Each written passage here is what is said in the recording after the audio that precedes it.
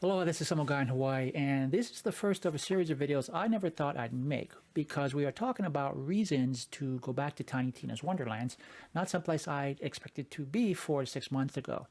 But I have found myself not only playing the game, but putting in several enjoyable and satisfying hours every day. I have things I want to do and goals I want to reach. I'm actually having fun. This is in large part due to spending a lot of time in CatQB91's stream, chatting with her and learning a lot of the things I did not know about the game as it currently exists. She's been nonstop on the game since release. Awesome human being who really knows her stuff. A link to her stream is in the comments below. You should really check her out. Now, one of the things I learned from her, and now through my own experience, is that playing on Chaos mode and moving up through Chaos levels is easier than it used to be, and much, much more rewarding. That's what we're here to look at. Okay, first, however, let me state up front that while I am having fun, some of my biggest objections to the game have not changed. Chaos Chambers and the Magic Mirrors PLCs are the only real endgame activity beyond the base game story and completing side quests, which is an issue. And I've never been crazy about most bosses and boss battle designs in the game, but I would argue that most of the other issues that became apparent in the first few months after launch have been addressed, and a lot of that has had a positive effect on the perceived endgame grind. I say perceived because perception and expectation were a big part of what turned people off in the early months of the game. A lot of us refuse to understand that Wonderlands is not Borderlands. It's a different game with a different way of doing things. And when the inevitable bugs and balance issues of most games on launch appeared, that just skewed perceptions even more. To be fair, Gearbox might have done a better job of communicating how different the game was or currently is. Might have. Then again, some of us Borderlands fans are very hard-headed and difficult to convince. In any case, let's take a look at Chaos levels. At launch, Chaos level max was 20. This quickly became 35, then 50, and finally 100, which is where the game lost me.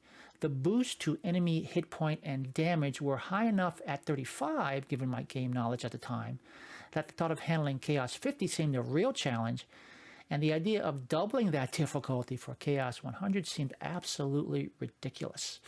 But here's the thing.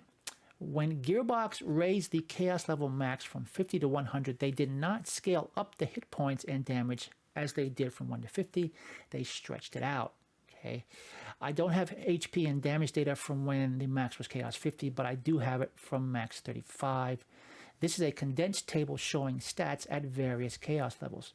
To make things easier, we're only looking at every 5 levels versus trying to squeeze 100 plus columns on one page. This is the enemy hit point increase at Chaos 35 when Chaos 35 was the max. This is the enemy hit point increase at Chaos 35 now, where the max is 100, significantly less. If we extrapolate this change out to Chaos 100, the average difference at any given level is around 9% less. Not a huge difference, but enough to be significant. Enemies are not as tanky as they were, or as tanky as we thought they would be past Chaos 50. Extra damage done by the enemies to us, however, has been cut in half. Here's the extra enemy damage from Chaos 1 to 35 when 35 was the max. And just above it is what it is now, exactly half. So, not only are enemies less tanky moving up Chaos levels, they do half as much damage as they used to do. So defeating enemies, while still increasingly harder, is not as hard as it used to be, but that's not all. The drop rates and drop rate distribution for Chaos gear, that's Chaotic, Volatile, Primordial, and Ascended gear, have drastically improved. These cells in beige here are the drop rates for Chaotic, Volatile, and Primordial gear when the max was Chaos 35, with the current rate, max level 100, just above. Gearbox raised the Chaotic drop rate by about 26% at Chaos level 1, to about 58% higher at Chaos 20, to 79% higher at Chaos 35. Max Chaotic gear drop rate at Chaos 19, which is kind of hard to see, was about 28.5%. It is now 44%. At that point, the rate starts to go down as the volatile rate rises. Okay, volatile gear rates are also better. They used to start at Chaos level 20 at 1.41% and hit 17.44% at Chaos 35. Again, this was when Chaos 35 was the max we could reach. Now, however, they start at 2.22% at level 20 and reach 31.25 at level 35. 31.25% versus 17.44% is an increase of about 80%. And the rate doesn't max out until level 50 at about 37%. Okay. Now, I don't have any more data to compare past Chaos 35, but just look at the actual rates for Primordial and Ascended drops as we go up. They go up very fast. Primordial maxing out at about 64% at Chaos level 75, and Ascended sitting at about 36% at the same level. At max level Chaos 100, Ascended is almost 52%. These are pretty damn good drop percentages.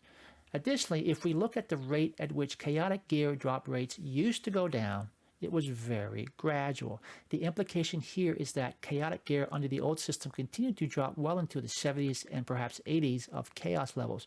We'd be up here looking for Ascended, Primordial, maybe even Volatile, and still see chaotic gear dropping, which was very frustrating.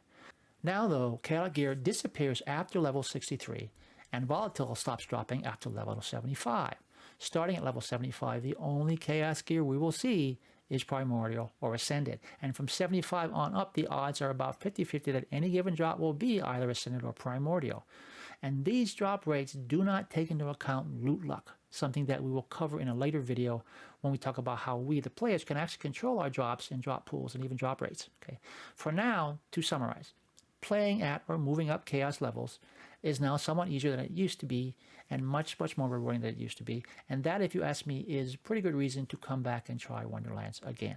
Now, we'll talk about other reasons in the next video, but for now, if you like this content and want to see more, you know the drill. Like, comment, subscribe, and as always, stay safe, and thanks for watching.